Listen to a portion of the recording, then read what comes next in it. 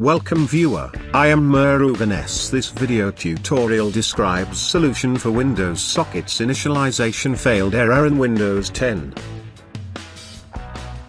Type CMD in search bar. Right-click Run as administrator.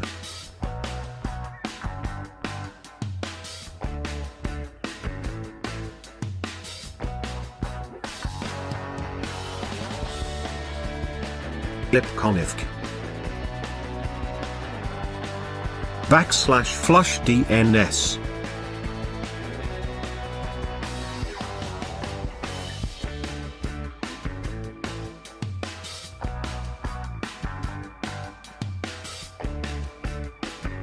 Netch.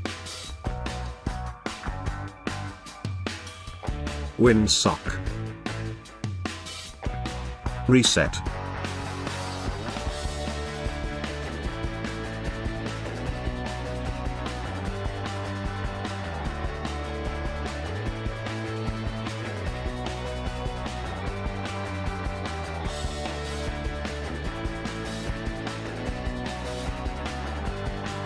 Restart your system. Thanks for watching. I hope this video tutorial helps to solve the problem. Please like, share and don't forget to subscribe my channel. See you next video.